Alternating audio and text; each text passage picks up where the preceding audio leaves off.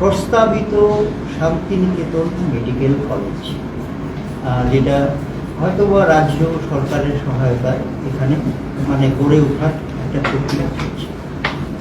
তো সেটা আমাদের আলোচ্য বিষয় নয়। আলোচ্য বিষয় হচ্ছে যে আমাদেরকে জড়িয়ে যে সংবাদটা করা হয়েছে, এবং এর মধ্যে এটা বলা হয়েছে যে আগরতলা প্রেস ক্লাবের নামে একটা গ্রুপ করে সাংবাদিকদেরকে হেয় প্রতিপন্ন করার চেষ্টা করছে সেই প্রস্তাবিত মেডিকেল কলেজ। এবং একটি সংবাদপত্র এই প্রশ্নও তুলেছে যে প্রেস ক্লাবের সঙ্গে তাদের কাছ থেকে আমরা টাকা পয়সা নিয়েছি ইত্যাদি ব্যাপার।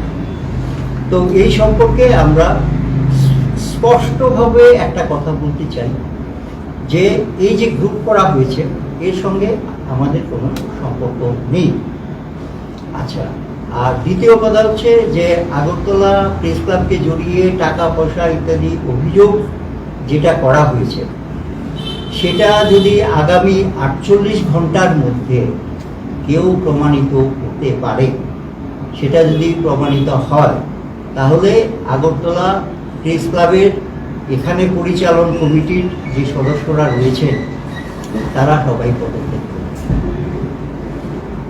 হ্যাঁ, আমরা আবারও বলতে চাই যে কোনো রকম দুর্নীতির সঙ্গে যদি আমাদের এই প্রেস ক্লাবে জড়িত থাকার বিষয়টি প্রমাণিত হয়, তাহলে আগরতলা প্রেস ক্লাবের এই পরিচালন কমিটি পদত্যাগ করবে।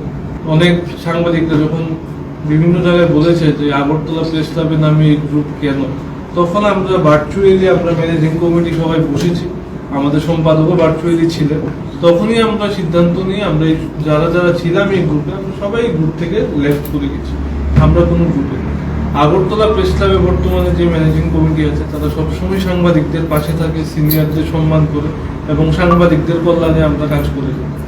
আমরা কখনো কোনো সাংবাদিক বা বরিষ্ঠ সাংবাদিককে অপমান বা শ্রেয় করি না। আমরা সবাই তাদের সম্মান জানাই এবং আগরতলা প্রেস ক্লাবে বর্তমান ম্যানেজিং কমিটি সাংবাদিকদের পাশে ছিল এবং পাশে থাকবে। এবং আগামী 20 তারিখও আমরা মফস্বলে সাংবাদিকদের নিয়ে একদিনের একটি ফুটবল টুর্নামেন্ট করছি। তো আমরা আশা করব যে সঠিক তথ্যটা মানুষের কাছে যাতে পৌঁছায়।